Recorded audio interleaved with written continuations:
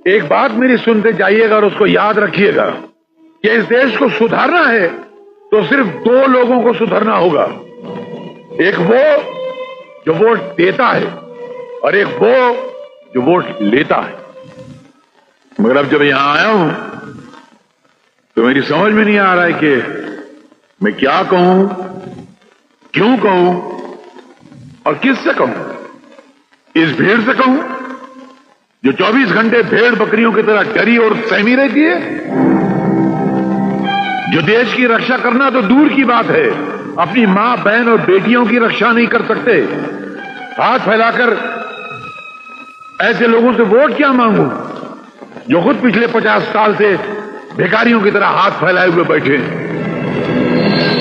ऐसे बुज़दिल लोग जिनके ज़मीर मर चुके हैं, जो जुल्म सह सहकर जमीन दोस्त होते जा रहे हैं, ऐसों से मैं क्या वोट मांगूंगा।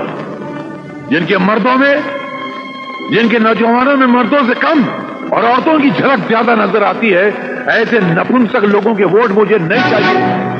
मैं जानता हूं कि अगर मैं तुम्हारे हक के लिए किसी लड़ाई के मैदान में कूदा तो बुज़दिलों सबसे पहले तुम दुम दबाकर भाग जाओगे। मुझे ऐसे नामर्दों के वोट नहीं चाहिए।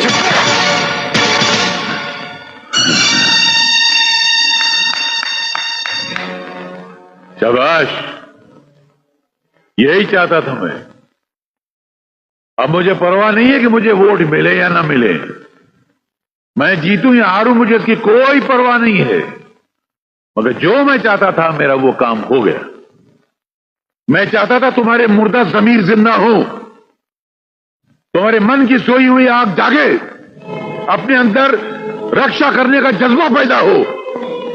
उसके आसार इस चप्पल से नजर आ गए और मैं कसम से कहता हूं कि यही जज्बा अगर हिंदुस्तान के हर मर्द, हर औरत, हर बूढ़े, हर बच्चे की दिल में पैदा हो जाए तो तुम पर जुल्म करने वाले, तुम्हारे साथ बेइंसाफी करने वाले, तुमको धोखा देने वालों के मुंह पर सुबह शाम चप्पलों की बारिश होगी।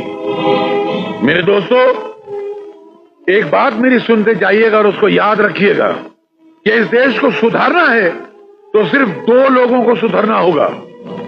एक वो जो वोट देता है और एक वो जो वोट लेता है। अगर ये दोनों सुधर गए तो भारत सुधर गया। शुक्रिया साहब, मुझे माफ कर दो। अरे कोई बात नहीं बेटा, कोई बात नहीं। और जिंदगी में हाथ जोड़ना, सर झुकाना, ये बंद कर दो। लोगों ने बहुत फायदा उठा लिया इसका। नहीं, मन में जो आज आग भड़की थे ना, उसको बुझने नहीं देना। जी नहीं।